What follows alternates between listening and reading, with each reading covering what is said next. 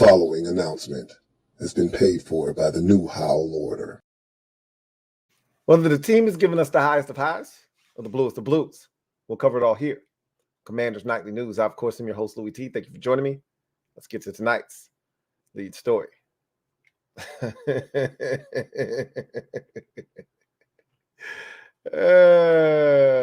So we'll talk about the injury reports a little bit later on in the show, but one particular name showed up on the injury report today that seemed pretty interesting, to say the least. You know what? No. This is pretty damn important, okay? Interesting is Kendall Fuller ending up on the injury report and being out of this game. That's interesting after having a vet rest day on Wednesday. That's interesting, right? Him being out of this game. Who cares, right? Whether he was there or not, they were going to give up 62 points in this game regardless. This is important. Jacoby Brissett, the newly christened starting quarterback of the Washington Commanders this week, all of a sudden has a hamstring injury. Yummy. Hamstring injury. Okay. Now, your coach, not my coach, your coach, Ronald Rivera, said that he looked good today. He moved around well, and they'll reevaluate him in 48 hours to see how he feels and determine if he can play or not. He also went on to say that if Sam Howell has to start, that he's fully capable of going out there and starting after, I may add, on Tuesday, or Wednesday rather, just 2 days ago, he said that he needed a break. He needed to take a step back and watch. Now, all of a sudden, he's ready to go, right? In the event that Jacoby Brissett can't go this weekend. There's been a lot of speculation floating around with this fan base as to what actually transpired and why this man all of a sudden ends up on the injury report. Now, mind you, it's a hamstring, so we can't determine if there's a legitimate injury or not. Jacoby reportedly self-reported tightness in his hamstring, which forced them to put him on the injury report. There are people out there speculating that Josh Harris got to Rivera and said, hey, we don't want to win this game. Get Jacoby the hell out of there. First of all, Jacoby Brissett isn't winning us this game against the San Francisco 49ers.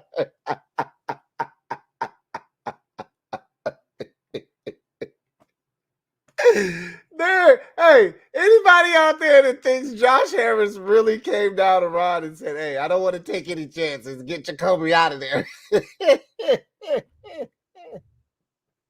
You've got to be the most delusional fan. And look, I'm delusional, okay? I admit when it comes to this team, sometimes I lose my damn mind. I risk, wins and losses over this ridiculous team. I psych myself up every other year when I think it's pertinent. Now, the Ryan Fitzpatrick year, I knew we didn't stand a chance. 2019, I knew we didn't stand a chance. I wasn't talking crazy in those years, but I was talking crazy last year with Carson Wentz. I was talking crazy this year with Sam Howell. And so I am delusional at times, and this team does, trick me into believing, every year that, hey, here we go, right? We got a chance. I'm not stupid enough to believe this team is going to beat the San Francisco 49ers, nor am I ridiculous enough to believe that the owner thinks that this team is any good. He's watched all the home games. He's watched all of the road games. He's been in all of these games. He's watched this pathetic excuse for a team perform Sunday after Sunday. Do you really think he thinks that Jacoby Brissett, because he scored 5 touchdowns on 5 possessions, do you really think he thinks he's going to just come in and score a touchdown on every single possession and this team's going to beat the San Francisco 49ers? Because if you do, bless your heart. Bless your heart. Josh Harris didn't, tell Jacoby Brissett that he's injured and he has a hamstring injury, right? Like that didn't happen. That didn't happen, right? The funny part about this is that Ronald, because he's grasping at straw. Somebody said something to me that I gave it some thought. You're giving Ronald maybe too much credit, but then maybe again, this may be in Ronald's wheelhouse, right? Somebody said the only reason he's starting Jacoby Brissett is because he knows his career is over and he wants his career to end with a 500 record, you know. And I don't know what his record is now. And you know, that person didn't leave his record in the comment section. And I didn't go searching to see what his record was because I don't give a shit. I don't care if he's one game under 500 or he's at 500 right now, and a loss and a win would keep him at 500 for his career as a head coach. I don't know what his record is. I don't care. But the fact that someone said, hey, you know, and this is what happens when you're in a lost season and random shit is happening. People start drawing inferences of their own, right? So there's so many different stories out here right now. So many conspiracy theorists coming up with their own narratives. This is hilarious. I enjoy this, by the way. This is something that I do quite enjoy.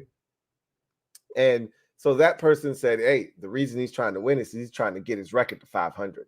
You know, this is it for him. He's not getting another head coaching job after this. That's true. Him wanting to be at 500, I just think he wants to win a game, right? Like, no one wants to lose. He thinks Jacoby Brissett gives him a chance to win, right? Which is stupid, you know, at this point. For us as fans, of course, this makes no sense. We don't want to win anything. And at this point, with the way Sam is playing, Jacoby definitely gives us a better chance to win. But this team isn't beating anybody. We suck. Whether Jacoby plays or not. I, myself, am interested in seeing Jacoby run this offense. I want to see what it looks like through the lens of a veteran quarterback who's going to get the ball out of his hands. Look, we saw what this offense looked like earlier in the season when Sam was standing in there and he was delivering the football. No matter hail, sleet, snow, it didn't matter what the hell was coming his way, he was going to deliver the football that day, right? That guy is gone. He's not coming back because they beat into his skull mercilessly. Hey, you can't take a sack. Find an incompletion. Don't take a sack. And so his way of not taking a sack is to not stand in the pocket, to bail, to get out of there, and to throw the football away, to find an incompletion. I told you this shit would happen. And it did. Finally, he broke. So I want to see what this offense looks like with Jacoby Brissett at the helm. Like, these last 2 weeks when he's come in relief duty, when we've been down, 2-3 scores, was this just a byproduct of him, coming into a game at the very end? The other team kind of let their guard down and he's rifling shots all around the field and having success. They run the football. The Jets even said, hey, they started running the football when Brissett came in. We had to adjust to that. We've heard that before, like EB running the football. What a novel concept. Yeah, hey, some teams around the league actually do run the football. They don't do it here in Washington, but some teams actually do. And when they decide to do it here in Washington, it catches teams off guard. Remember, I read you quotes earlier this season from players of the opposition that said, hey, kind of caught us off guard. Seattle literally said after the game, hey, kind of caught us off guard in the second half when they started running the football. Like, we had to adjust. we hadn't seen a running play since the first quarter, so we didn't really know how to react. So we had to adjust to the run game, and that kind of opened up some things in the pass. Go figure. I never would have guessed. You know what the players for the Jets were saying after the game last week? Someone sent me a clip that one of the beat reporters transcribed. They talked to one of the Jets players after the game, and he said, hey, started running the ball with Jacoby Brissett in the game. We had to adjust. That made us a little softer underneath because we had to adjust to the run game, and that gave him some open opportunities. Go figure. The run game actually helps. That's nor here nor there, right? For all you EB stands out there, Hey, your guy's doing a great job. Ding! Hey, I want to see this offense with Jacoby Brissett. So, Jacoby, I don't give a damn what hamstring injury you claim to have and the tightness that may be nagging you right now. Get your ass out there, okay? Number 12. Get out there and let's see what this offense looks like with a veteran quarterback who can run the system. A lot of air quotes, I know. Can run the system the way that it's supposed to be run, because Sam Howell clearly isn't capable of running this offense. You know, EB's brilliant, wonderful, Super Bowl winning offense. He's clearly not capable of running that effectively here. So let's let a veteran who's 5 for 5 in the drive to touchdown ratio, or 1-to-1, excuse me, which is the same thing. Let's see him run this offense and see what it looks like against a quality NFL defense. I would love to see what this looks like. So I don't want to hear any excuses. Just get out there, number 12. Come on. Let's see what you got. Want to see what this offense looks like. Don't want to hear any excuses. Let's get out there and let's see what you got. I want to see this offense run to its full capacity, right? Yeah. So I'm not interested in Sam jumping back out there. This kind of feels like Ronald putting his foot in his mouth last year. Remember that? You know, benching Heineke, Wentz turning out to be ass, and then having to go back to, you know, that's got to be one of the worst feelings in the world, is making a mistake, doubling down on your mistake instead of, because it's okay when you make a mistake and then you admit, I made a mistake. We're all open to saying, okay, it's fine. You made a mistake. We all make mistakes. It's when you double down on said mistake, that's when we look at you with the side eye like, you dumb bastard. That's when we look at you with the side eye.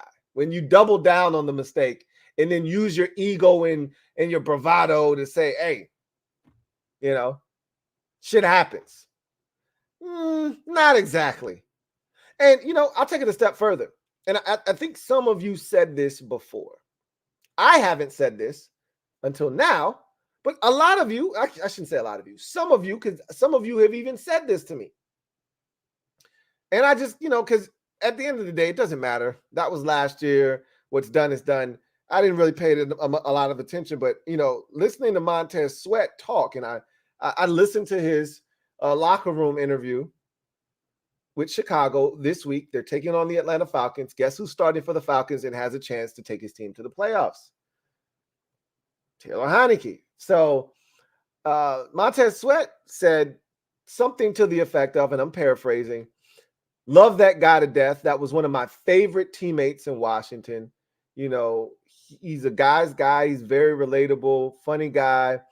And, you know, he's going to be a guy that we're going to have to really, you know, game plan to stop, because, you know, he can make some things happen, right? He's going to go out there and he's going to play hard and he's going to give him a shot, essentially. And it got me to thinking, listening to Montez Sweat say that, got me to thinking, he's not the only one that felt that way about Taylor Heineke. We know that Logan Thomas was his best friend. We know that everybody in the locker room, for the most part, hell, he made a shirt that said, Terry's down there somewhere, right? F it. Terry's down there somewhere, right?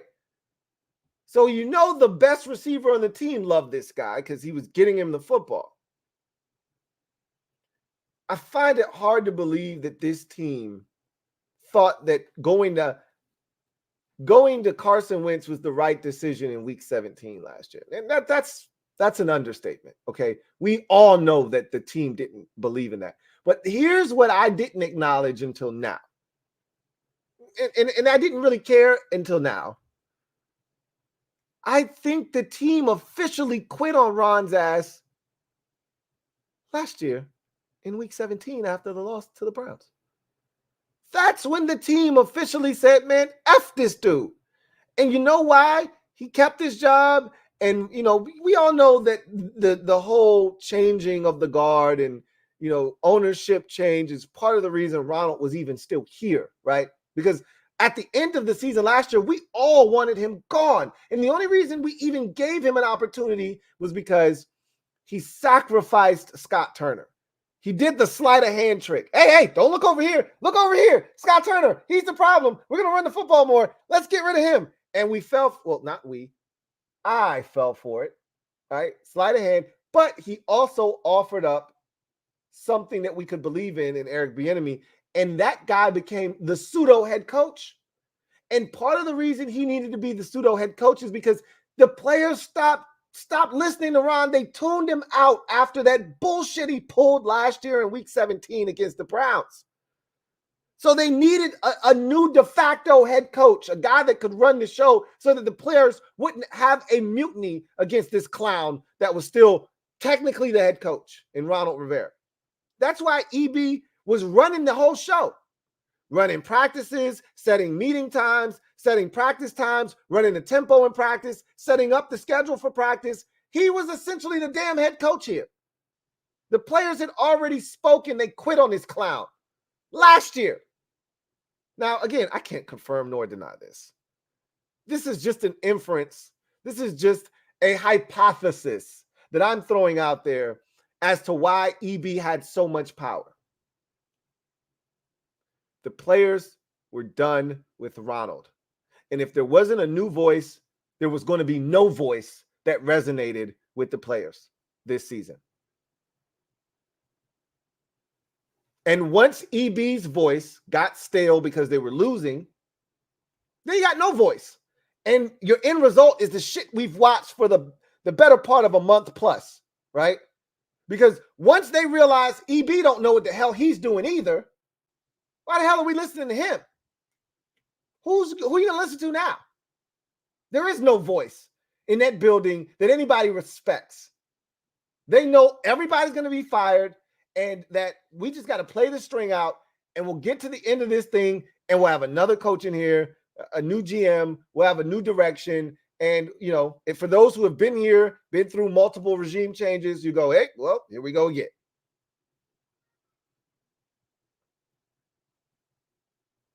All I know is that on Sunday, Jacoby Brissett better have his ass out on the field. That's all I know. Because this feels a lot like Ronald last year, putting his foot in his mouth, right? We've all done it. No, not we. I've done it. I've done it. I'm getting killed for NHL right now. I don't mind. I've never been afraid my entire life, and you guys don't know my life story. And I'm not going to sit here and tell you my life story, but I've never been afraid to take chances. So you could kill me all you want for NHL. That shit doesn't bother me one bit. Throw that in the bucket with the rest of the failed attempts that I've had throughout my life. I'll have plenty more where that came from. No sweat off my back, right? I still believe in Sam, though. That doesn't change either, right? I believed in Carson Wentz last year. And it wasn't so much I believed in Wentz. I believed in, can you just give us what you gave the Colts the year before? That's it. I wasn't asking for much. That 27-7 that you gave Indy, you give that to us, we're going to the playoffs. Pretty soft schedule. Division is all right. It ain't all that. We didn't know Philly would turn into what they turned into last year. So at the time, division ain't all that. Schedule is trash. Hey, Wentz, just give me what you gave Indy last year and we'll be straight. And he started out like, hey, I got you, bro. Hell, he was going to exceed that if he kept on that pace. Now, he was going to also throw way more interceptions. But he's going to throw a lot more touchdowns. We would have been fine if he would have stayed on that pace he was on. If the defense continued to play the way that they ultimately played last year, he stayed on that pace, we would have won 11 or 12 games. But obviously, the offensive line broke down. Then mentally, he broke down. The rest is history. You know what happened. I don't have to tell you. That said, I've put my foot in my mouth before too. So I can't, that's the pot calling the kettle black. But here's the thing. I've always admitted when I've put my foot in my mouth. I've never run from it. I'm not ashamed to say that I've put my foot in my mouth. Shit happens, right? Here's the thing with Ronald. he doubles down on his bullshit. Right? So last year, you bench Heineke, which I didn't have a problem with. A lot of you did, and I didn't blame you, right? But I was like, let's see what Wentz can do. He looked good at the end of that 49ers game. The minute trouble came, I was waffling. I was like, get him out of there. Come on, take him out. Please, get him out of there. We still got a chance to win this game. And Ron stuck with this clown the entire game, and it was a disaster. And not benching him in that game, sticking with him all the way through, Ron probably thought he was doing himself a favor by doing that. I'm showing loyalty that I will give players an opportunity. And the rest of the locker room was saying, you dumbass. You idiot. You just cost us a chance to go to the playoffs. And Ron thought he was doing the right thing. Like a dummy. And then here's the kicker, though. After that, there's nothing worse than having to then go to the guy that you effed up with, right?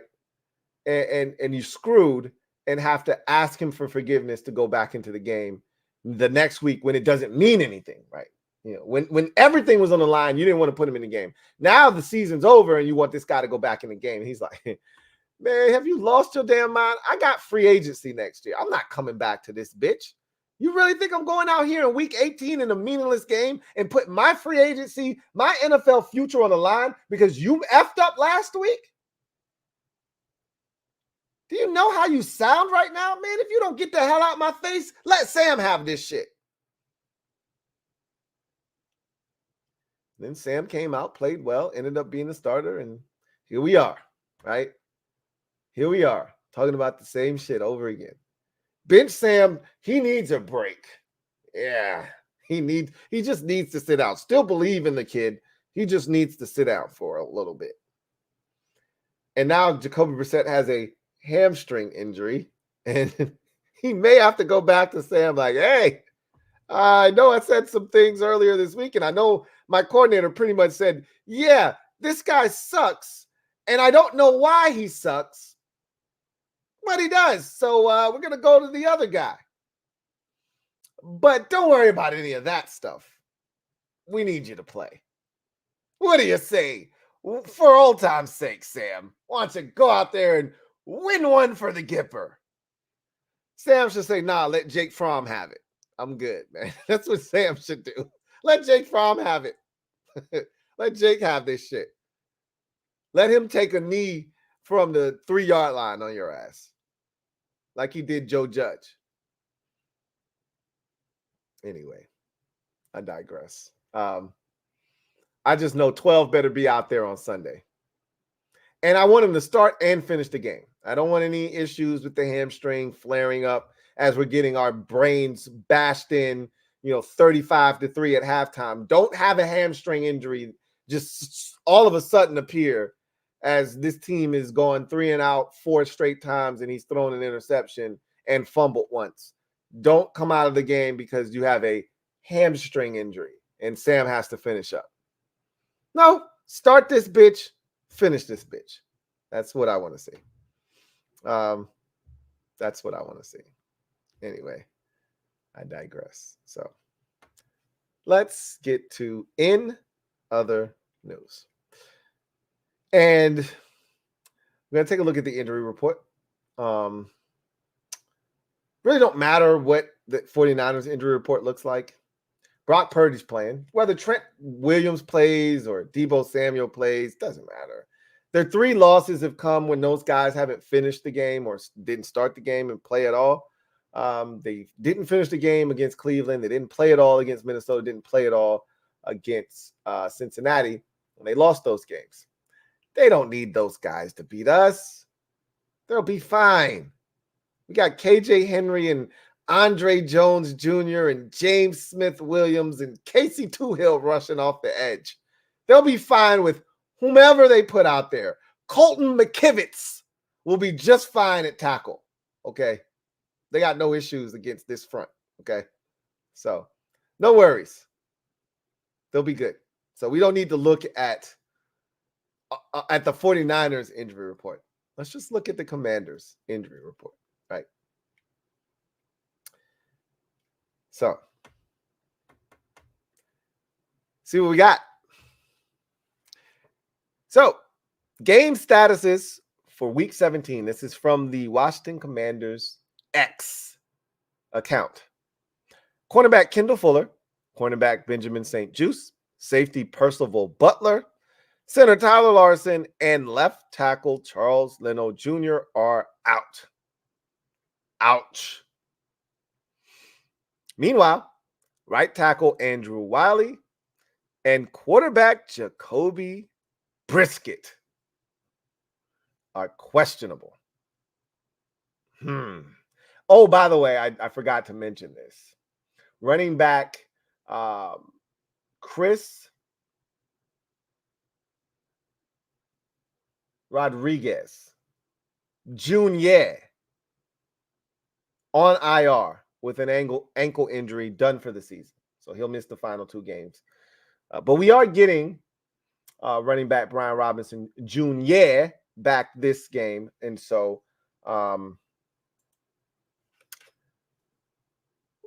it will be fine, right? We now, if he doesn't finish the game and it's just, Antonio Gibson and remember, Jonathan Williams got a concussion 2 weeks ago. He's done for the season. I guess it would be Gore. Gore is going to be active this week to bring us to 3 running backs. Let's hope that Brian Robinson Jr. starts and finishes this game, but we'll see. So that secondary looking real sus. Look, it was already bad to begin with, but both starting corners are out. So I saw a tweet as we get to the game plan. And this game plan is pretty simple. Don't win under any circumstances, period. That's the game plan. Oh, and don't lose by 100. That too. Like, let's not set any NFL records while we're getting our brains bashed in, right? So 2 things on the game plan. Don't win. Not going to happen. Not worried about that. And don't lose by 100. Think we're pretty clear on those things. I saw a tweet. I think it was from Nikki Javala. Not real sure who tweeted this out, but I think it was Nikki Javala. And Nikki said, so with Kendall Fuller and Benjamin St. Juste and Percival Butler out.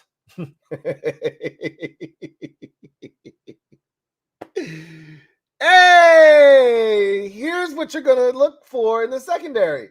So you're going to start Emmanuel Forbes, the rookie that, seems to not be able to get on the field. He'll be starting on one corner. The clown that decided he wanted to jump off sides last week as a blocker on a double team trying to block the gunner, Tariq Castro Fields will be starting at the other cornerback position.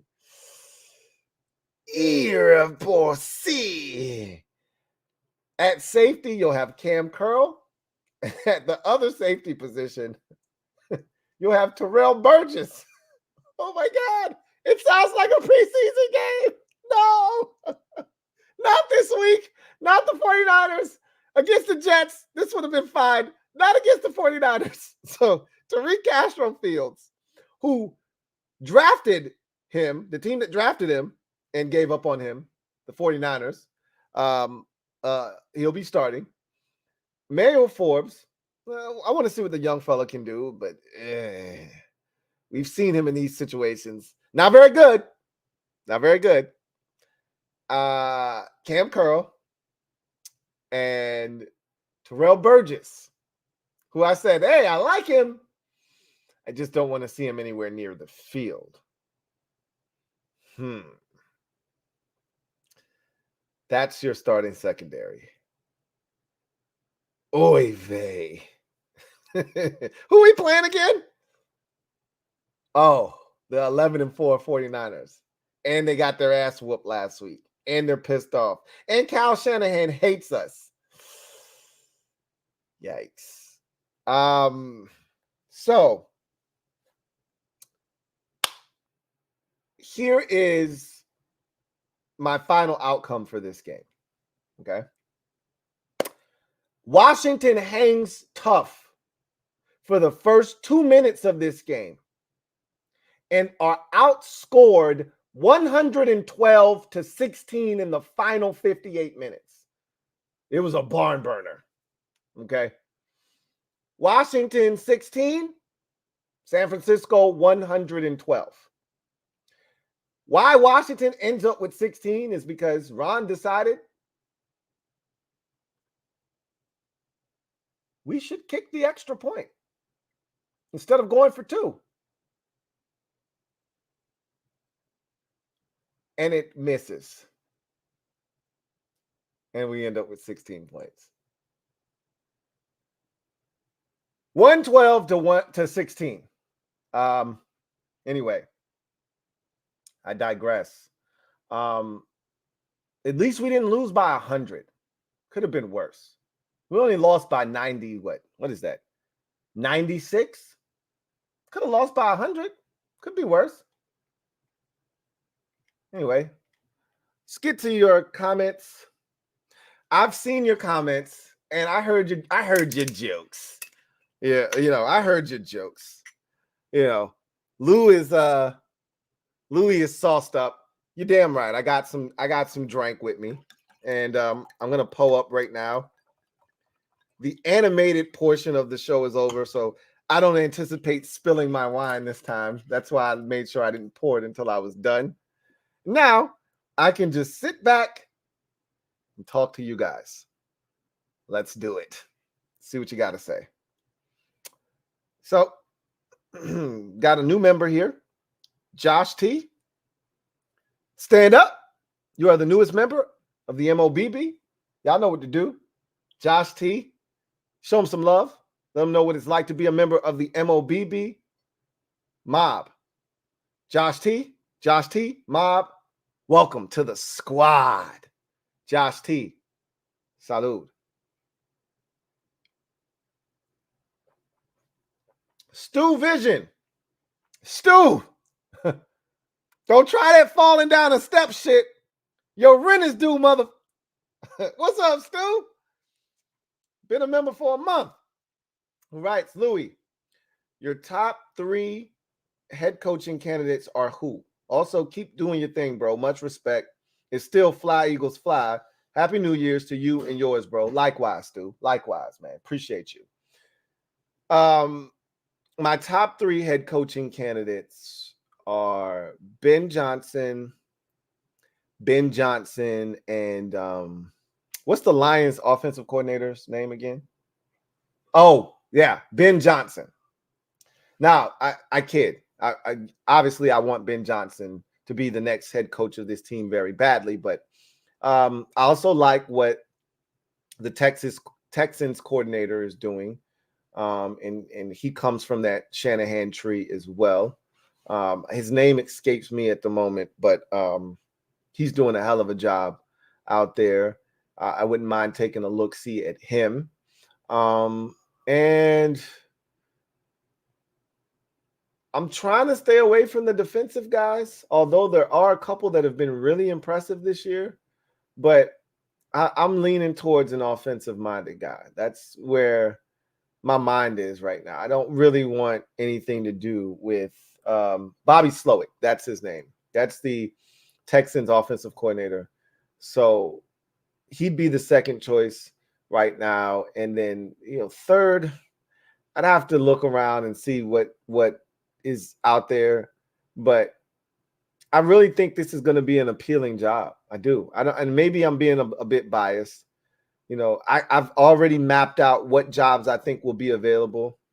The only job that I think could rival this one in terms of interest is the Chargers job, because they've got Justin Herbert already. You got a known commodity, a guy that has established himself as a top 10 quarterback in this league. And depending on who you talk to, you get as high as top 5. We know what he's capable of. And it's a lot easier to take a job when you know what you're getting at the quarterback position, which is the most important position I always say in all of sports, but specifically in this entire league. That said, the Chargers organization is not a well-run organization. Their ownership group is trash, and their cap situation is a mess. And so that could turn off a potential head coach. That's not a head coach's job to worry about those things. That's more of a GM thing. Whereas a head coach is like, just give me the pieces to coach and I'll be fine. And you've already got some damn good pieces in Keenan Allen and Mike Williams, who'll be coming back from an injury, and Josh Palmer, Gerald Everett, et cetera, and of course, as I mentioned already, Justin Herbert. So I still think that this job will be very desirable, and I still think that this is going to be a job. This will be a job that we should be able to get our first candidate, like the guy that is at the top of our list. We should be able to get that guy. But I'm more intrigued, and I've said this already, Stu. I'm more intrigued by the GM search, because to me, that's way more important than the head coach. Because even if we get a lame head coach and the product on the field sucks, if you've got players that are good, they can still somehow win. Or if the coaching is that bad, you can always find another coach. It's hard to replace having good talent. Now, you can get a really good coach with not a lot of talent, and if he's capable of taking that talent and getting the most out of it and winning, then you got something there too, right? So you could look at it from either perspective. I'd prefer to have the talent and just need to find a head coach. You find the GM that can find you the talent, and I think the coaching situation becomes a little bit less important. You still need a really good coach, don't get me wrong. But if you don't have good players, now the coach becomes that much more important. I'm trying to minimize how important the coach is by finding the GM that can get us really good football players. So I'm more intrigued by what they do with the GM situation than I am the coach at this point. Once they get the GM and we talk about that for a week, then we'll shift our attention to the head coach, and that will be the most important thing. But for now, I'm all about the GM. But I appreciate you, Stu. John Perez, my guy JP, thank you for the super chat. Greatly appreciate you. JP writes, Josh Harris is just making sure Ronald tanks these final 2 games just so they have a shot at getting the USC quarterback. So it's funny to hear people talk about Josh Harris and his involvement in this hamstring injury for Jacoby Brissett. First of all, there's still a chance he can play. Ronald already said that he looked good, and again, granted, today was probably a glorified walkthrough, but he still said that he looked, pretty good today, and they'll reevaluate him again in 2 days, 48 hours, see how he feels then, and they'll make a decision, obviously, based off of what he tells them. That said, I find it funny that people feel like, and I guess when you are a guy like Josh Harris, you don't like to leave it to chance. If you've ever seen the movie Trading Places, the 2 rich individuals in that movie, Mortimer, and his brother's name escapes me at the moment. Randolph. Mortimer and Randolph. They could have just gone off of their instincts. They had been in the Wall Street game for years, decades. They could have just went off their instinct, their gut, and probably came out just fine, but they didn't want to leave it to chance. So they hired Clarence Beeks to get that report early, right?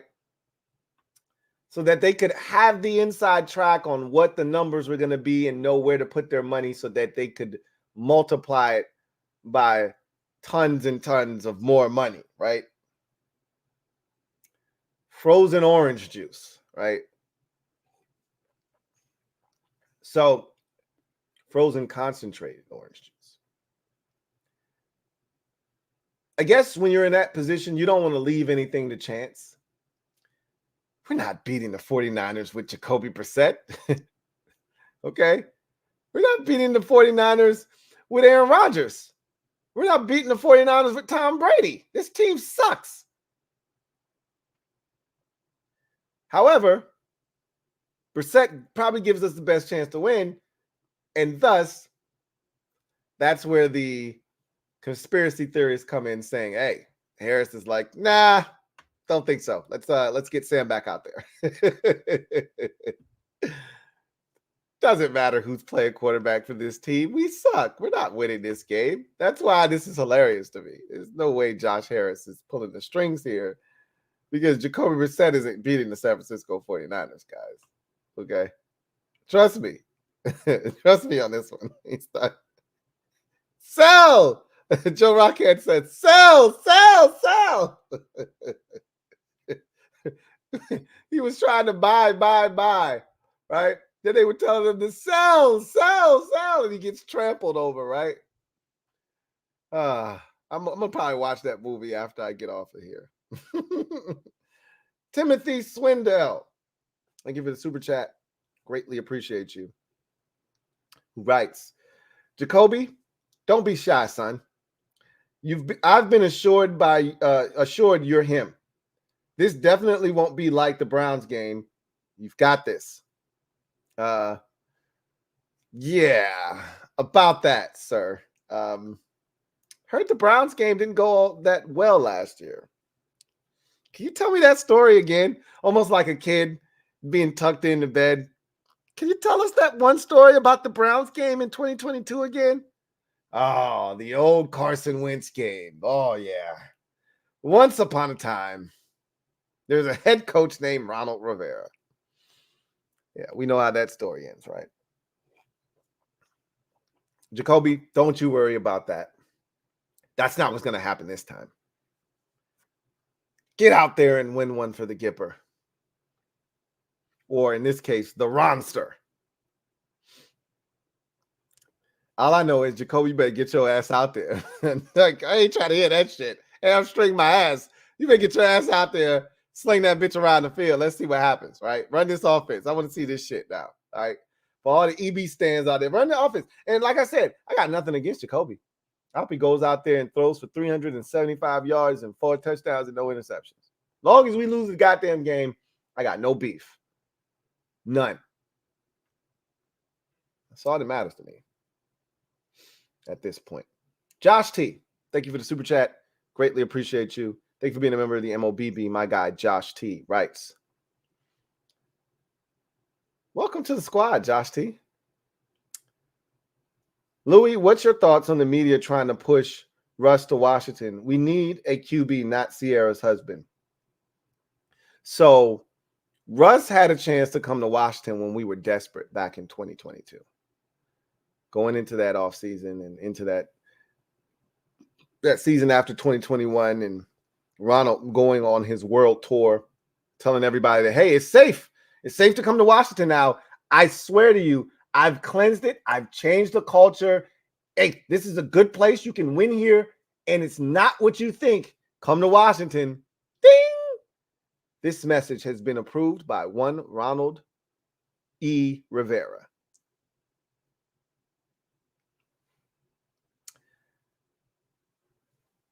Russ chose to go to Denver. The Giants were interested. The Eagles were interested. Washington was interested. And he shunned the entire NFC East, sans for Dallas. And he went out west to play for the Broncos. He had his chance. He made his decision. He made his bed. And now he has to lie in it. And he said when he got there, let's ride, right? How's that ride going for you, old Russ? How's that ride? A little bumpy? Yeah. Know how that goes. Anyway, we're good. We're good over here. We got the number 3 pick in the draft right now. More likely than not, we won't fall any further down than 4th. We've got assets. If we need to move up, we can. If we want to stay pat, we can do that as well. We can do whatever the hell we want to do. Russell Wilson, not in the plans, right? We're not a veteran quarterback away from winning something big here, right? We need a quarterback that we can groom, that can take us into the future on a rookie deal for the next 5 years, that gives us the flexibility to go out and spend like crazy if we so choose. Russ isn't even in the discussion for this football team. We'd more so be interested in going after Justin Fields before we went after Russell Wilson. And we're not interested in him either, right? Our days of hunting after veteran quarterbacks in the free agent or trade market are over. We're going to get us a young boy in the draft. So anybody talking about Russ, like I saw a graphic on socials, like where's Russ's next destination going to be? Because you saw his tweet, I'm not worried. God got me, essentially, something to that effect. We're ready for the next chapter. God's got me, something like that, right? And below that tweet, someone had retweeted that and said, "Hey, where's Russ' next destination?" And then they had like 4 dots, and then the Steelers 4 more dots, the Falcons 4 more dots, Washington. I'm like, whoa, wait. Why are we on this graphic? Why are we here? What did we do to you? What did we do to you? Like, we're not after a guy like Russell Wilson. We're not interested. We're good, man. You know how this goes. I get it. Kenny Pickett is mid in Pittsburgh. The Falcons have benched Desmond Ridder. We benched Sam Howell, so we're going to be on the list naturally. I get it. Not interested. The Raiders were on that list. They benched Jimmy Garoppolo. I get it. I understand. We're not interested. And I'm not tripping. That's what's going to happen. And trust me, up until the draft, because we're not going to do anything in free agency.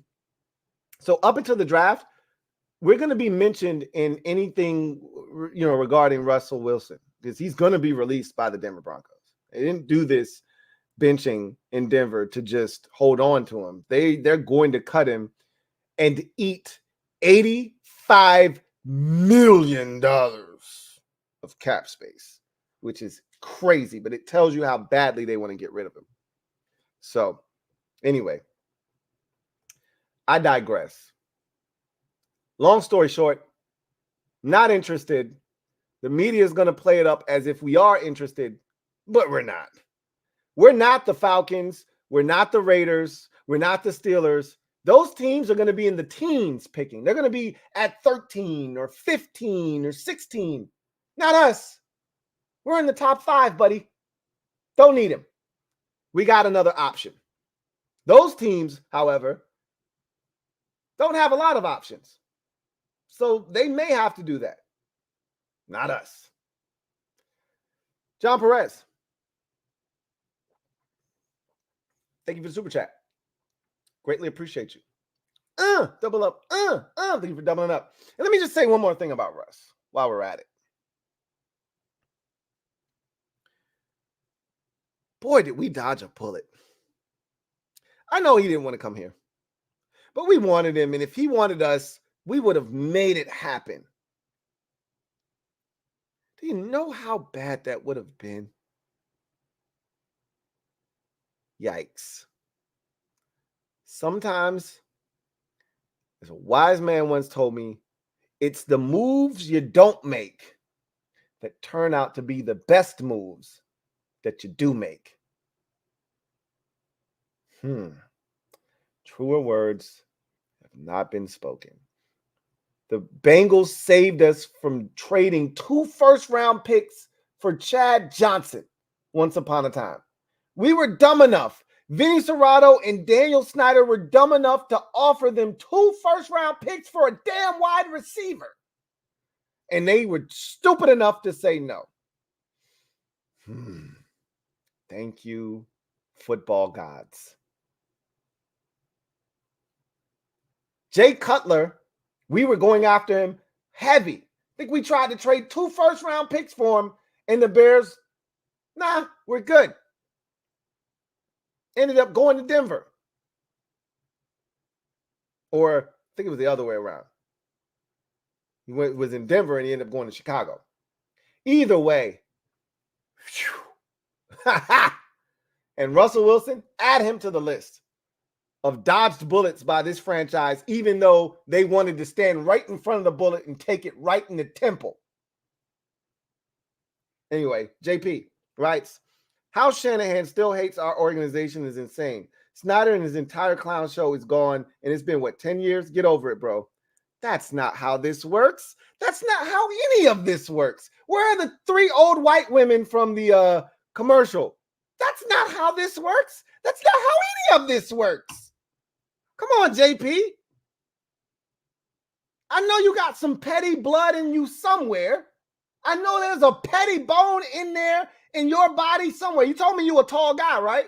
So I'm pretty sure there's like a 5th metatarsal that's petty somewhere in your foot. Somewhere there's a petty bone in your body. And if there is, then you know. This shit just doesn't go away. No. I still don't like you. No. Who is you? I'm trying to be happy. You mad. You big mad. I'm happy. Leave me alone.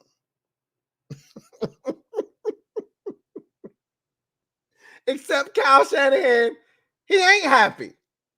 He's still pissed off about what happened to him and his dad. And I don't blame him. Just think about it this way, JP. If somebody disrespected your pops and you, the way that we disrespected him and his pops and pushed him out of town, would you still be salty or no? I would. I'm just saying. I'm not saying. I'm just saying. Anyway, I don't blame Kyle for still being pissed off and holding a grudge. I know that the names and faces have changed, but it's the same organization. Y'all still ain't shit. And every time I come over here, I'm going to make sure I bust your shit to the White Meat Show. They beat us 9-0 one year in a slop, in a rainstorm, in a monsoon, and they did rain angels and they were sliding all over the field and shit. You think if he gets a chance to score 80, he's not going to do it? Yeah, right. He ain't taking his foot off the gas pedal. The Dolphins took their foot off the gas pedal. They could have scored 70 if they wanted to. They chose not to. They woke up and they decided to choose peace.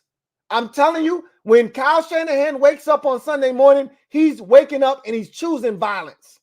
And if we don't show any resistance, it's going to get ugly. In here. Oh, in here. Oh, in here. Oh.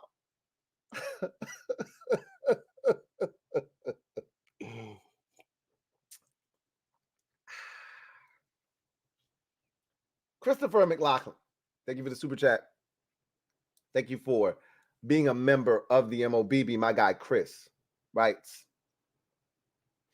hey, Lou. What's up, Chris?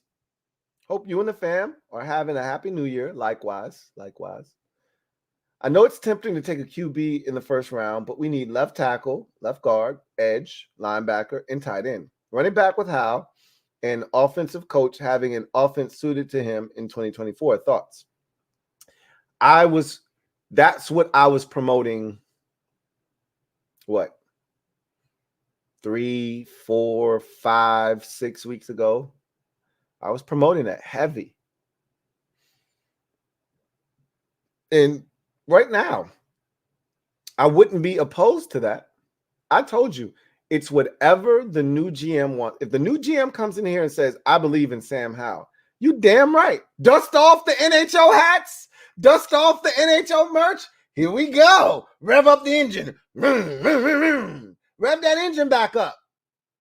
Sam Howell. Rev it up. I'm here for it, baby.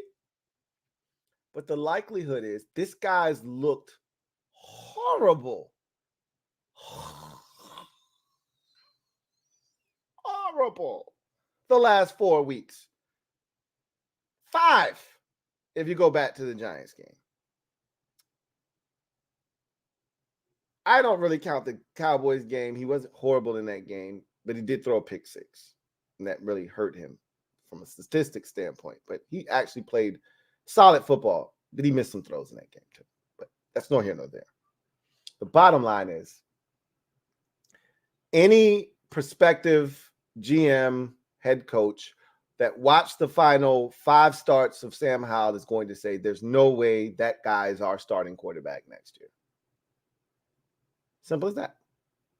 And as much as I would love to roll with Sam, draft a tackle, get an edge rusher and a tight end in the second round, and then go get you a left guard or just a guard in general. It doesn't have to be a left guard, just a guard, and draft you another defensive end because we need about 6 of those. Get you a scat back running back, a guy with some speed and some home run ability.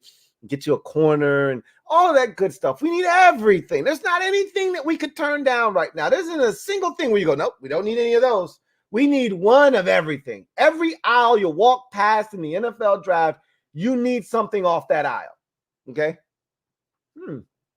I see some offensive linemen. Throw one of those in the cart. Let me get 2 or 3 of those. Right? Tight ends. Grab one of those. Running back. Yep, definitely need one of those. Hey, quarterback. Yeah, throw one of those in the cart, right? Yeah, probably should do that. Offensive lineman, we already went there. Let's go down that aisle again. I think it could use 1 or more, 2 more of those. You go to the other side of the football. You go, oh, defensive ends. you just take your arm and you just run it across the shelf, and just everything that's there, you just throw it into your cart, right? Need about 6 of those, but who's counting, right? Then you go to defensive tackle. Maybe could use one of those. We'll pass on that for now. But if we need to, we'll double back and grab one. Linebacker. Same thing you did with the defensive ends. You do it with the linebacker. Just take your arm and just run it across the aisle and just knock as many of those into the cart as you can, right? Get to the secondary. We've been drafting safeties, it feels like, for the last 16 years. Probably could still use another one of those. Cam Curl may not be back, so we'll see. And then corner, get at least 2 or 3 of those while you're there, right? Need a punt returner, kick returner. Maybe the running back can do it. Maybe a receiver can do it. I don't know. Just grab one anyway. We're here. Grab one, right? So we need some of everything. I get it. But none of that shit matters if you don't have a quarterback. And I'm not saying Sam can't do it. But the next GM that comes in here, more likely than not, with the pick that we have, again, I mean, I've already said this. Had we ended up with the 9th pick in the draft, the likelihood is Sam Howell is back here as the starter next year. Unless they like one of the, we'll call them one of the subheading quarterbacks. So the first 3 quarterbacks in the draft are like the titles, right? The main headers, right? These are the subheader quarterbacks, the Bo Nixes, the Michael Penixes, the McCarthys, those other guys. Let's just call them the others. Okay, that's easier, right? The others. Maybe the GM likes one of those guys and brings that guy on board. That's less sexy. When you're drafting 9th, okay, get the tackle, get the end, get whatever in the second round, tight end, and if you decide in the second round, let's get one of these quarterbacks. Michael Penix is still here. Let's draft him instead. Cool, right? You're drafting 4th, 3rd, possibly as high as 2nd. There's no way they're going to pass on one of these quarterbacks if, let me reiterate this, if they love these quarterbacks. They could only love one of them, not have access to that one quarterback and say, yeah, I'm good on these quarterbacks. Let's go in a different direction. The fan base might lose their mind, the ones that didn't want to see Sam be the quarterback.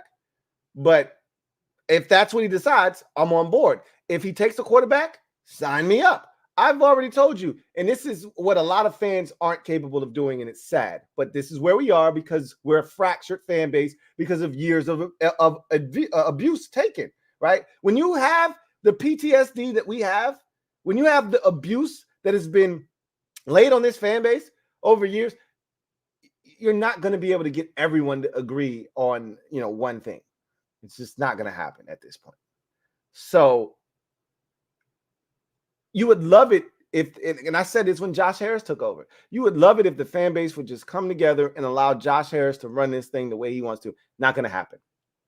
You're going to have people pulling at Josh Harris, change the name, pulling at Josh Harris, get us a stadium, pulling at Josh Harris, get rid of Ron, fire him, all kinds of, pull him in all types of different directions. Just leave the man alone and let him settle in first. Damn. And we've seen that. People still screaming about the damn name. People still screaming about the stadium. I'm like, bro, chill. Damn. Same thing going to happen to this GM.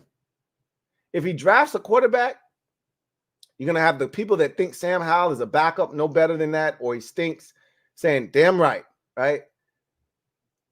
That same pick will also garner, you shouldn't have done that. We need a tackle. Who's going to protect him? Like it's still going to garner that emotion from some people, right? The other half that don't believe that quarterback is the answer, but that you need to build the trenches up first before you even bring any quarterback into this situation. If you go vice versa there and you draft the tackle, the people that think Sam Howell sucks are going to be irate. How could you waste a top 5 pick on the tackle when we need a quarterback and they're sitting there? They may not love any of those other quarterbacks. And the Bears might say, we're not trading one. We're taking Caleb Williams ourselves. You can have Justin Fields. You want him? Nah, we good. We want Caleb Williams. Well, you can't have him. It's the same thing like the 2020 draft all over again. We wanted Joe Burrow. The Bengals were like, good, I'm glad you want him. Guess what, though? We got the number 1 pick, and we want him too, and we're not trading it. Figure some other shit out. And we went, well, fine, we'll just take the defensive end. We ain't even tripping. How'd that work out for us? You don't know how these things are going to go, all right? And we're not all going to agree. Your philosophy is build the trenches. Hey, we need all this shit. Get a tackle. Sam's fine. He'll be all right. Let's go get the tackle and let's, get him an offensive play caller that can work to his skill set and his strengths. And let's try this all over again with better supporting cast and a much more rational approach to dealing with a young quarterback. I hear you. I don't disagree, but the writing's on the wall. And I'd love to play blind here as if I don't see it, but I see it. I know what it says, and I know how this works. I'm not oblivious. I'm not ignorant, and I'm just going to lean in, bro. Like I told you guys the other day, I'm tired, boss. I'm tired, Chris. I've been fighting a good fight all season long. I've been outside for Sam. It's been cold as shit outside, Sam. Chris, cold as shit outside. And I've been outside on the corner like those dudes at the beginning of New Jack City. Living just enough for the city I'm living. Just enough. I was outside singing over a damn trash can, trying to keep my hands warm. I'm inside now, man. I'm tired, boss. I'm tired, Chris. I can't fight no more, man. I'd love to see Sam get an opportunity next year, but the likelihood of that, slim and none. I'm not even gonna fight it no more. Whatever the GM, and I've said this, and I said this when I was outside with riding for Sam. Whatever the GM wants, that's what I want. I just want this GM to be successful. My ego, I can put that aside. What I want, I can put it aside. I want whatever he thinks is best for this team because ultimately that's what matters. Yeah, we need all those things you said, Chris. Probably, and then some. You could probably add a couple more things to that list. But guess what? And I'll play devil's advocate, Chris. You don't have to draft a tackle in the first round to get a good tackle. You can find a starting tackle in the second round. Teams do it all the time, right? You can find you a tight end. You can find you an edge rusher in the second round. You don't have to do that in the top 5. So, again, I've been told, and I haven't done my own homework, so I can't confirm nor deny this, but I've been told this is a deep tackle draft class. Usually what that means is all the good tackles are going to go in the first round. You're probably not going to find anything worth having in the second because everybody's going to grab theirs in the first round. But still, even with that said, if it's a deep tackle draft class, do your work, do your homework, find a guy. Find a guy. That's, of all the things, and this has been a funny night. I had a couple of drinks or whatever. I took the edge off a little bit. Shoot me, right?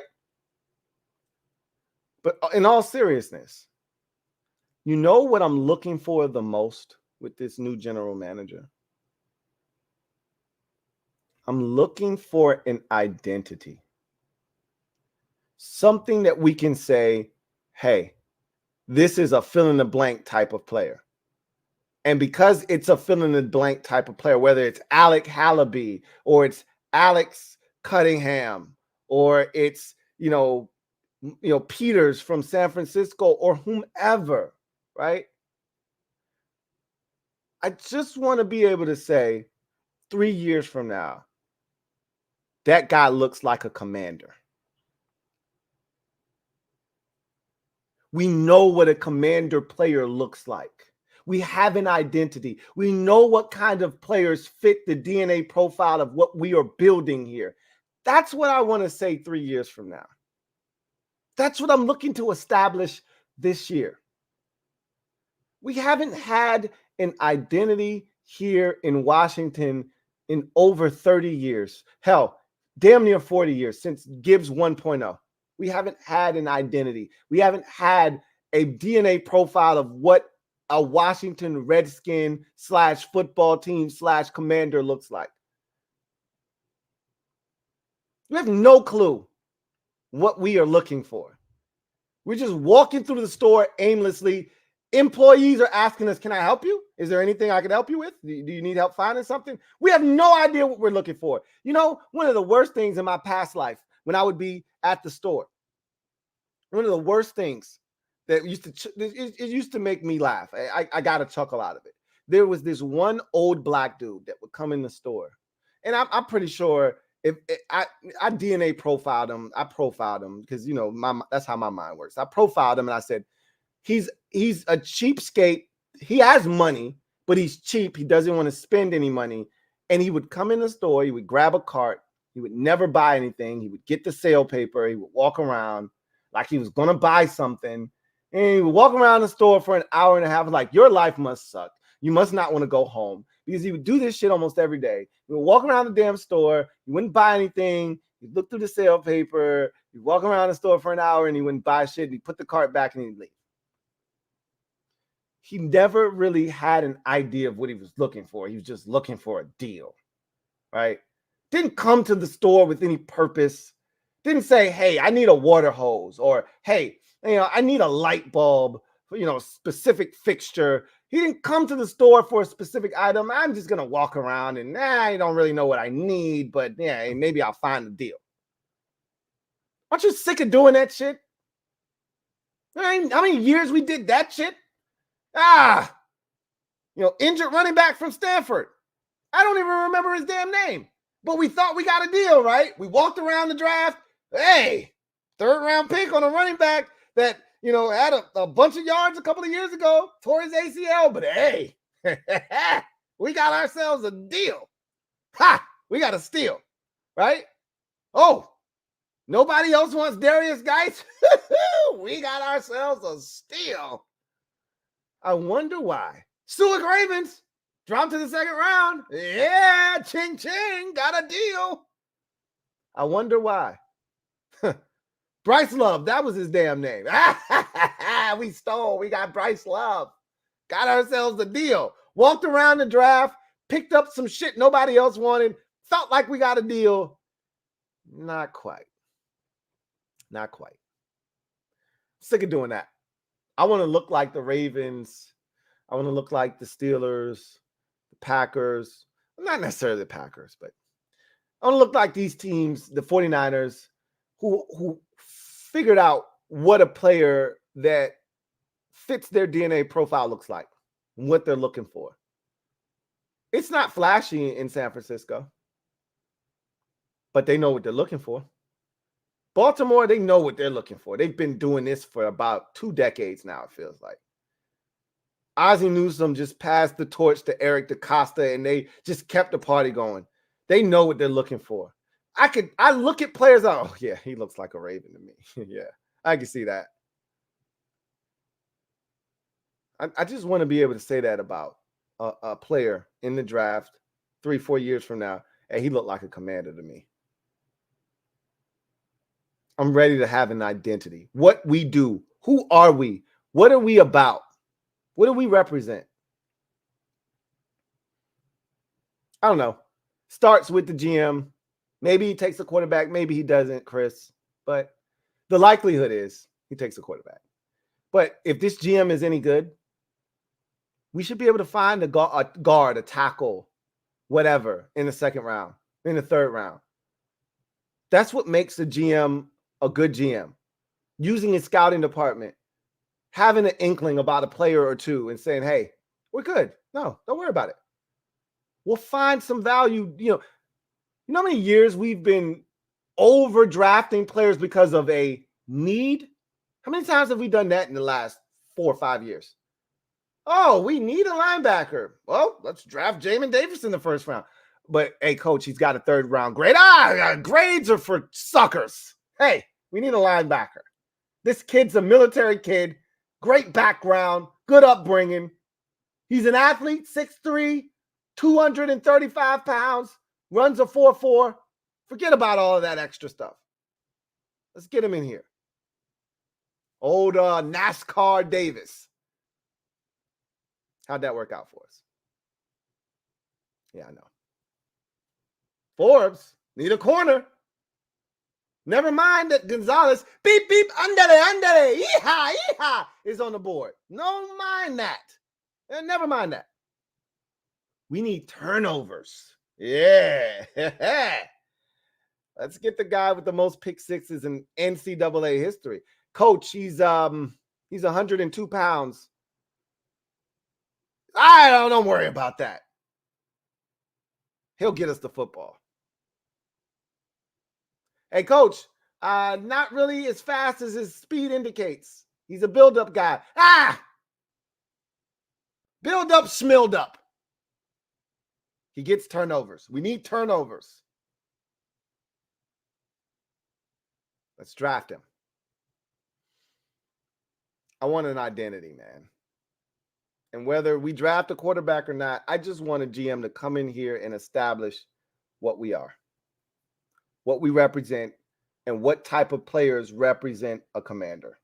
We can do that, we're winning in the game. DMV fan 123. Thank you for the super chat. Greatly appreciate you. Who writes, Mike McDonald to the DC. If answered already, sorry, not answered already. Someone asked me, Stu asked me my top 3 candidates. He's a guy that I thought about, Ravens defensive coordinator, came from Michigan, is killing it this year. The Ravens are number 1 in scoring defense, sacks, and turnovers this year. Crazy. They don't even have an elite pass rusher on their team.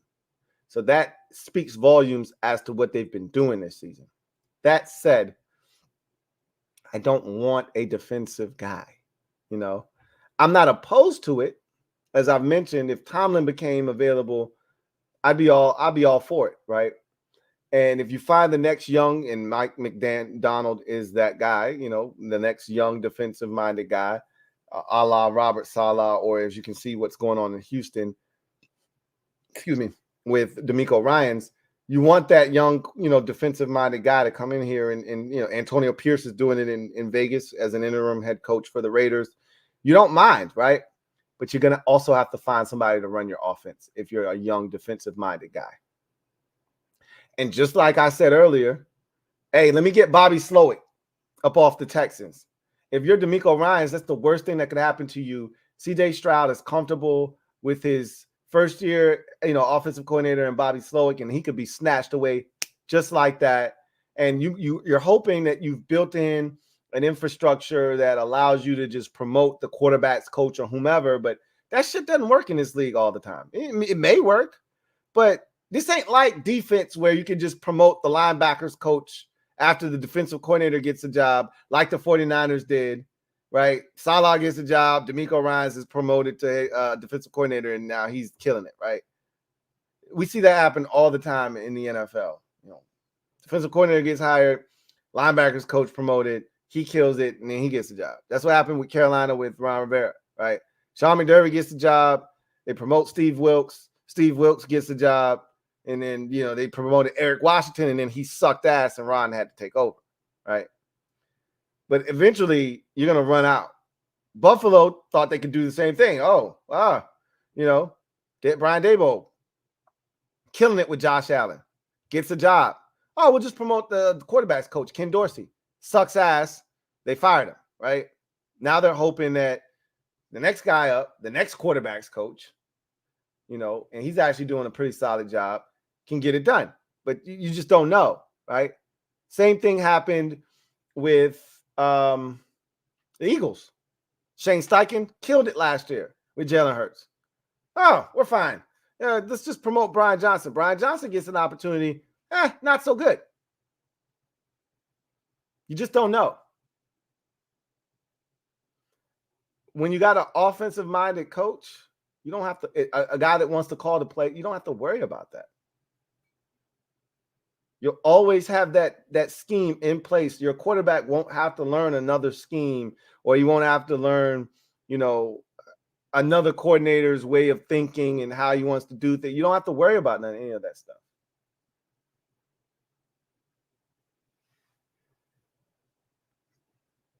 Mike McDonald might be a really good candidate. And if they went defensive coordinator, candidate, I'm open to everything. I already told you, I'm not closed-minded to anything. I just want to win, and I don't care how they decide to go about it, and I don't care what the GM decides is a good idea or not. I'm all for it. Let's do it. Whatever he does, I'm going to ride. Sign me up. Zoe Life, No Life. Thank you for the super chat. Greatly appreciate you. Thank you for being a member of the MOBB, who writes, I know we will bargain shop this free agency with many expiring contracts. However, if we are drafting a quarterback, are we not getting at least 2 K Fuller type contracts? I mean, you maybe. You might have 2 4-year, $40 million dudes. I think there may be one like interior offensive lineman like that you sign. And there could be one other position that you decide to sign a guy like that. But I think, to your point, and we've had this discussion already, you're not going to see a lot of big money contracts handed out. I know a lot of you think that we got all this cap space. We got this new GM coming in here, and he's going to just spend frivolously. That is not what is going to happen. He's going to spend all right, but it's going to be a lot of small little contracts, bringing in a bunch of guys that's going to help turn this roster over. You got a lot of guys that are going to be out, that aren't going to be back, that were Rivera guys. And so you're going to see half of this roster turned over. And in order to turn over half of the roster, you have to bring in a bunch of small contract, 1-year deals with guys to help fill roster spots. You're going to have to draft. You're going to have a bunch of undrafted free agent rookies coming in here. And I think this is going to be the most free agent undrafted dudes you're going to see in quite some time here. Normally Washington will bring in, 1 year we brought in like 1 or 2 dudes, right? I think last year we had like, 10 or 12 or whatever. That number is going to be in that, I think, 15 to 17 range this year. They're going to bring in a bunch of undrafted guys because the guys on the back end of the roster, the 7th rounders, the undrafted guys that have been here like Dejon Harris, those dudes are gone. They're not bringing those guys back. I can find my own Dejon Harris. I can find my own Andre Jones Jr. I don't need yours. I can bring my own Andre Jones Jr. in here. Right? So I don't need, what's the kid we signed as an undrafted rookie last year out of Ole Miss? Mason Brooks, right? I don't need your Mason Brooks. I can go get my own Mason Brooks. You're going to see a lot of that. So will there be 2 4-year, $40 million contracts, something like that? Maybe. I could see that. But it won't be I don't think there'll be any contract that's 5 years, $97 million. I don't think you'll see not a single one of those contracts. You might get a 4-year, $52 million. That might be the most you see spent by Washington. Like a 4-year, $52 million contract, something like that. Ain't gonna be too many of those big, massive deals handed out this offseason. Dejon Bell, thank you for the super chat. Greatly appreciate you. My guy, Dejon, writes, would Jonathan Allen be a part of the package for the number 1 pick? I think so. He already has said he wants to win. He doesn't want to be here. If the Bears are interested, it would stop you from having to give up another draft pick. It'd stop you from having to give up another draft pick. So I don't know if he would think that that's an opportunity to win Chicago necessarily, but we wouldn't care. He doesn't have a no trade clause. We don't care what he thinks or what he wants. All we know is you don't want to be here. Okay, we can arrange for you to get out of here. No worries. I've already said he's getting traded this offseason. I said it's going to be for a 2nd round pick. But if he's included in a deal to get up to number 1, so be it. Again, I don't think the Bears are. I think the Bears are going to. I know Fields is playing well. And if the Bears could really do some real chessboard shit if they wanted to. Like the Bears could trade back with us. Let's say we end up with the 3rd pick. The Bears could trade back to 3 with Washington. Fleece us, get whatever the hell they want from us. And then another team, say the Giants, sitting there at, let's say, 6, is like, yo, we need a quarterback. Chicago's like, hey, talk to me. And they could trade back from 3 to 6. And have 1st round picks out of the wazoo for the next 2 years, 3 years. Like if the Bears decide they're keeping Justin Fields, if they play their cards right, like their GM could go down in history as one of the greatest GMs ever for the shit he could potentially pull off this year if he's smart enough and he wanted to do that. That's the options that they have available to them. It's going to be a hell of an offseason for the Bears. I'll just say that. But yes, I do think Jonathan Allen would be included in a deal. He would be a part of that discussion. I don't know if the Bears may say, nah, we good on him. We don't want him. But if the Bears are like, yeah, let me get Jonathan Allen, it would look a lot like the deal that the Panthers offered the Bears last year. Now, we're not coming from 9. We're only coming from 3, so it's not going to cost us as much. But everybody looked at DJ Moore in that deal as an additional 1st round pick. You got yourself a bona fide number 1 wide receiver who just signed an extension the year prior. So he's under contract for another 3 years or so, and he's a bona fide 1,000-yard receiver in this league. I don't know if Jonathan Allen carries the same weight. I don't think everybody looks at him as a number 1 pick, but he's definitely a 2nd round pick. For me, at least. I'd hype him up and be like, no. That's another 1st round pick, bro.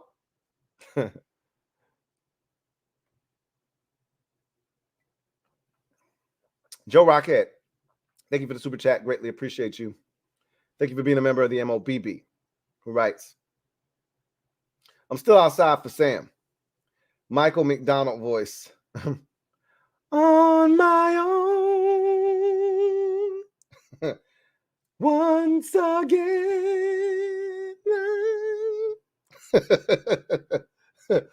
You said, by myself. Don't make me get to my patio. I can go up there now. Don't make me do it. Start screaming in this bitch. Joe Rockhead, you know you just hit my sensitive spot. You know I got a sensitive spot for that 80s R&B. Don't do that now. Come on now. Don't do me like that, Joe Rockhead.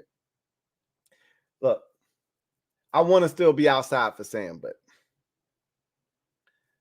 I know how to cut my losses. I know when it's over.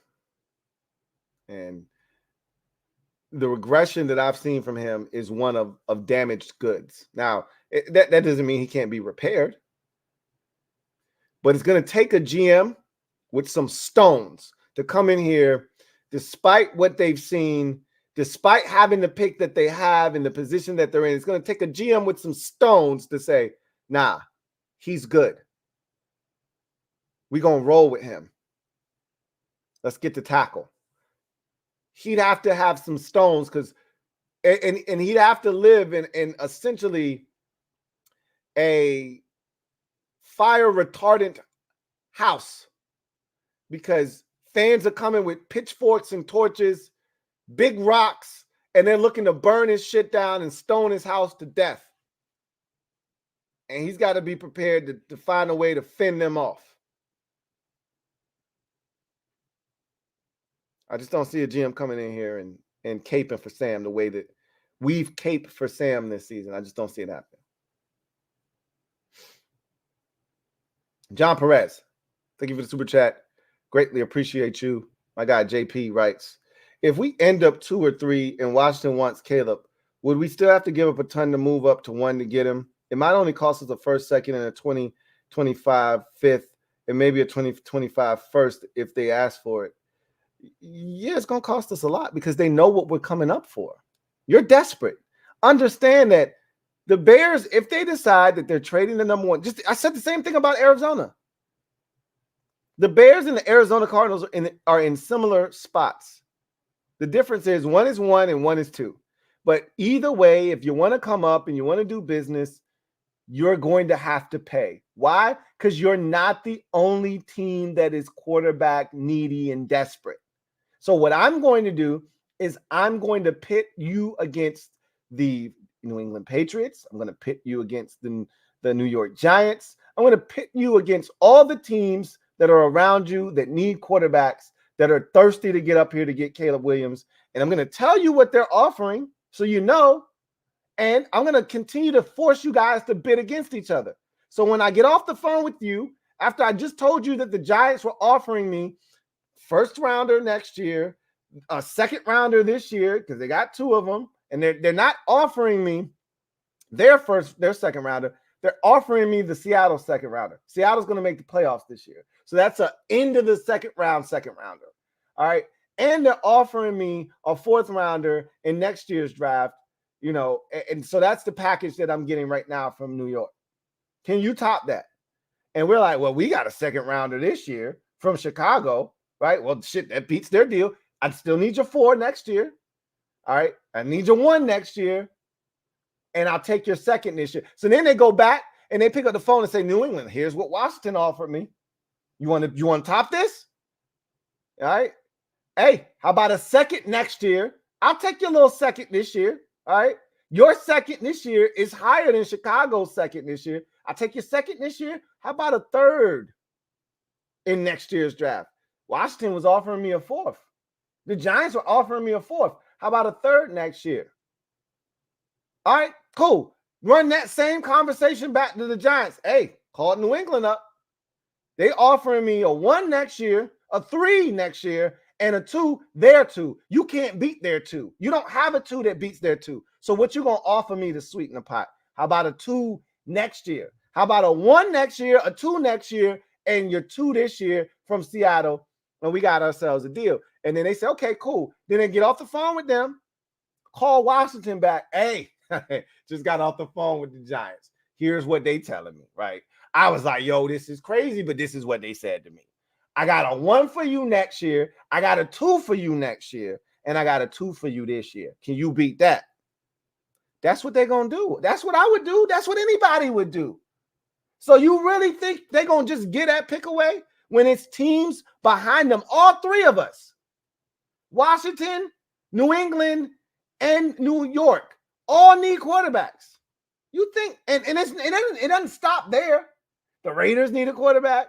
The Falcons need a quarterback. Like, it doesn't stop with just those three teams. They're just the closest by. You think for 1 second it's just us? It's not just us. So, yes, the price keeps going up when there are other teams that are interested. It turns into a bidding war. So, yeah, I do think we're going to have to give up a lot. You're not going to just get them for, oh, just let's swap ones. I'll give you a 2 and a 4 and we'll call it. Nah, that's not how this works. You're giving up a 1. You're giving up a 2 in this year's draft. You're giving up a 1 next year, and then you're going to give up something else. You got to determine what you're willing to give up, what that something else is going to be. Wilfredo Elias, thank you for the super chat. Greatly appreciate you. But just remember, if you think Caleb Williams is that guy, doesn't matter what you're giving up. You shouldn't care. As Ronald Rivera once said, I hate quoting this guy because it makes it sound like it's dumb, right? Nothing this guy says can make any sense, but Ronald's not a dummy. I've told you guys that many a times.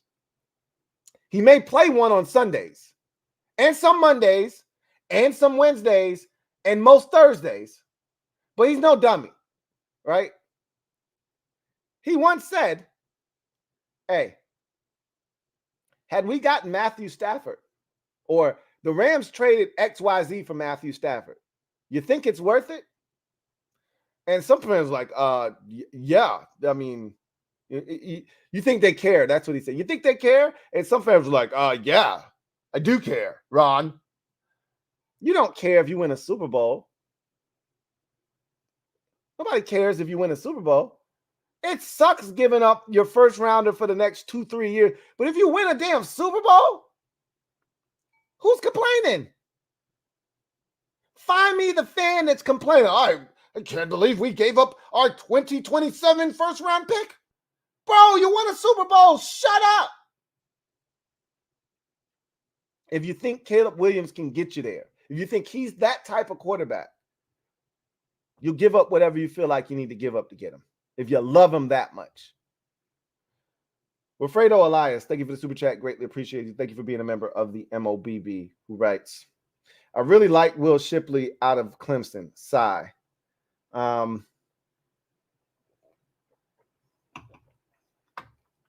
like Will Shipley. I don't love Will Shipley. How fast is he? I want to find out how fast he is. He's quick. How fast is he? If he's fast, I wouldn't mind. But, boy, they used the shit out of him. I'd like to see how much tread is off those tires. Because, I mean, they were using the shit out of Will Shipley for the last, 3 years at Clemson. I'm always wary about guys like that. You know, I want the guy like Brandon, Josh Jacobs, who was at Alabama and was splitting the carries, was never really the guy. I want that dude. Not to say that, guys that were the man in college, who got a bunch of carries and touches, can't come in the league and be successful. But understand, when you get a Keaton Mitchell, like the Ravens did, who he was the man at East Carolina, and it was a lot of tread off those tires, that dude comes into the league. We know that there's a finite number. We don't know what that number is, but it's a finite number. And if you're getting 320 touches in college a year for 3 years, and I'm not saying that's what Keaton Mitchell was doing. I'm just saying you're getting a bunch of touches. Let's just leave it at that. A lot more than you would like. Just know that the likelihood is you get to the NFL, some shit could go awry. That's all I'm saying. I know Will Shipley, they were using the shit out of him at Clemson. I do know that. I like him as a football player, though, too. The Phillies Ace 34. Thank you for the super chat. Greatly appreciate you. Thank you for being my guy. The Phillies Ace 34 writes, Happy New Year's, my friend. Likewise, the Phillies Ace. Likewise. Always respect and appreciate your work. I just wish you were an Eagles Phillies fan. We have this conversation all the time, Philly. The Phillies fan, Ace 34. We have these conversations all the time. We can't change what is, man. He says, but always have your back, my friend. I appreciate that. We can't change what is, right? But what we can do is we can respect the decisions that we have both made moving forward. I have made my decision as to what I root for. You have made your decision as to what it is you root for. So what we can do is we can mutually agree to hate each other's teams, but still respect the fan, right? That's what we've already came to the conclusion of, right? So let's just continue doing that. You're my guy. That's not going to change. I hate your Eagles and I hate your Phillies. You hate my Braves and you hate my Commanders. It's all love. It's all good. The Phillies Ace 34. Double up. Thank you for doubling up. Who writes, hey, Lou, I meant to ask, with the new owners in place, do you feel a little suspect that one is still a part of Philly? Can you possibly suspect sabotage? Nah, that doesn't bother me at all. You got to understand, football is king. King. First of all, it would worry me if, and it wouldn't really, but it would be something that I would even be willing to entertain, because I'm not even willing to entertain this. But it would be something I would be willing to entertain if Josh Harris was Philly born and Philly bred and he bought the team. Then I would be like, interesting. But again, he's not a businessman. He's a businessman. So I'm going to let him handle his business. Damn. But he's from the DMV area. He grew up in D.C. Or maybe it was Maryland. I don't remember. He's from the DMV. Let's just leave it at that. I'm not worried. He's from here. He wants to see this. He grew up a Redskins fan. He wants to see this organization do well. He just wanted to get his foot in the door as an NBA owner, and the Philadelphia 76ers was the team he was able to get his hands on. I'm not concerned whatsoever. He wants this team to be successful, more so than any of his other teams, not just because it's his hometown team and the team he grew up rooting for, and he wants to restore the pride and the dignity that this franchise once represented, but this could make him the most money of any of his endeavors, any of his business ventures, period. It's the NFL. So I'm not worried at all. William Lee, thank you for the super chat. Greatly appreciate you. Thank you for being a member of the MOBB, who writes, you got to know when to hold them. Got to know when to fold them. Or this says follows them. You got to know when to walk away, know when to run. Come back inside, Lou. I already did. I know. Like I said, I see the writing on the wall. I looked at my hand. I started to think, should I bluff him? This is a bullshit ass hand, though. Nah, I fold. Yeah. Y'all go ahead without me. It's all good. You know, I fought the good fight. I fought for as long as I could. But as I always tell y'all, with field goal kickers and quarterbacks, I'll cake for as long as I can, but you got to give me something. You got to help me. I didn't think it would get this bad. I thought it would decrease. I thought there would be a little bit of a decline at the end of the season because, you know, the players have quit and the team is bad and the coaching staff sucks. I thought they were in the competition was getting better. You know, Cowboys, Dolphins, Niners. Like I understood the assignment. I knew what was coming down the pipeline. However, I didn't expect this type of rapid decay. Like, damn, give me something, Sam. He gave me nothing to work with. Wilfredo Elias, thank you for the super chat. Greatly appreciate you. Double up. Thank you for doubling up. Wilfredo writes, NHL all day, but I'm for whatever the new GM does. Likewise. But I hope Brissett plays just so that the EB and Jacoby truthers can shut up for at least a second. Look, as much as I want to kill those two factions in particular, not really the Jacoby, truthers. Let them have it if they want. I know what Jacoby Brissett is. We don't know or at least we didn't know before this. We knew what Jacoby Brissett was before this season started, before he ever took a snap for Washington. We already knew what he was. So those Jacoby Brissett truthers, let them have it, man.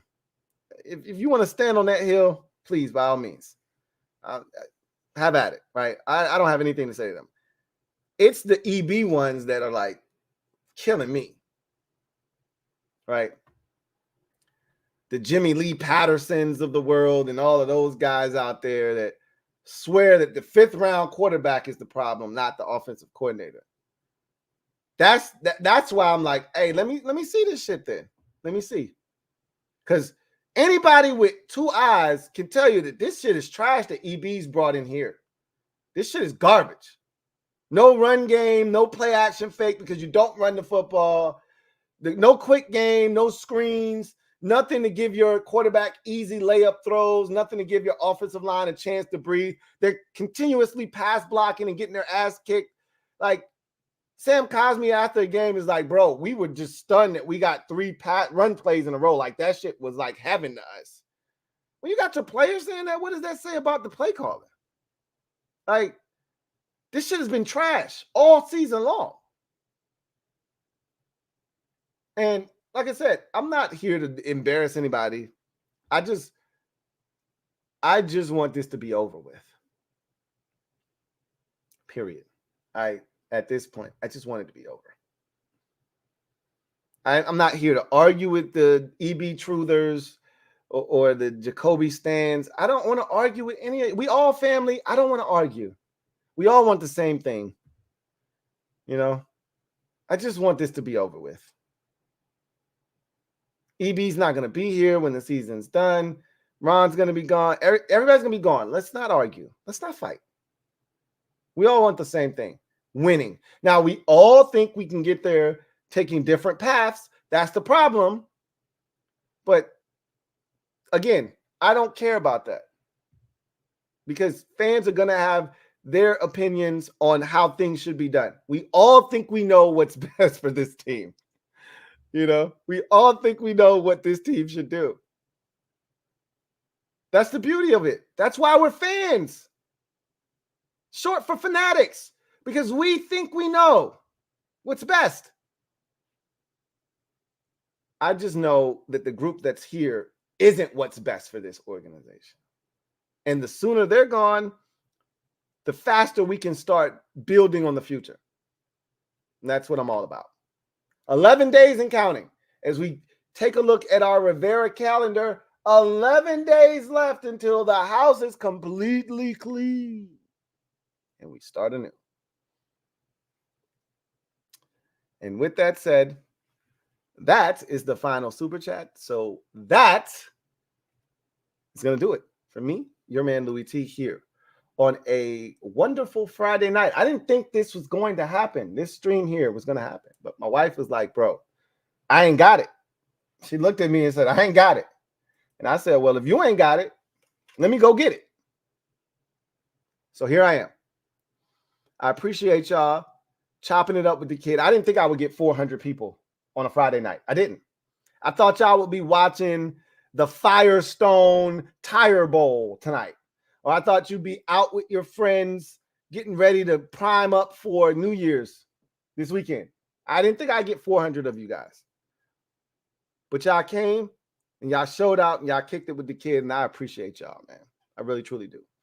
And I would get all sentimental on y'all tonight. I don't need to because we're going to do that on Sunday, you know, right around like 10 o'clock or so, 10:15-ish.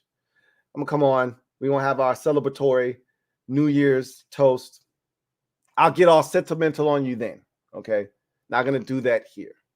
But I will say thank you guys for all the support. This has been the biggest year in the Louie T Network's history, and I look forward to next year, trumping this year and making next year the biggest year in Louie T Network history. And it's because of you guys. You are the core, right? The mob, Washington fans, Patreon supporters, you know, you guys are the lifeline, the heartbeat of what makes the Louie T Network the Louie T Network. And I can't thank you guys enough. I really, truly do appreciate what you guys have done for this channel, for this brand, for this movement. And I ask that you continue to support moving forward. Can't thank you guys enough. But with that said, we got plenty of time to do that mushy stuff. Don't have to do that here. Got another super chat on the way out from William Lee. Thank you for the super chat. Greatly appreciate you. Double up. Thank you for doubling up. Who writes, EB got two sides to his play sheet, the rookie side and the vet side. He called some slick plays for Jacoby. Maybe he does. Maybe he does have two sides to his play sheet. I can't say. Some other people have suggested that it was a whole different game plan for Jacoby. The Jets players even suggested that it was a different game plan when Jacoby came in. I pushed back against that. Like, I don't know about that, but you can't deny that we ran the football more when Jacoby got in the game. We'll say that. But that's nor here nor there. The ball came out quicker. Jacoby was more decisive. That also did happen, and you have to acknowledge that. I don't know if there was a different game plan or not. I just know that the results in each of the last 2 weeks when he came in, they were different. And that's something that I had to acknowledge as well. So we'll see. We'll see what happens. I know that much. But in any event, I digress. You guys enjoy the rest of your Friday evening.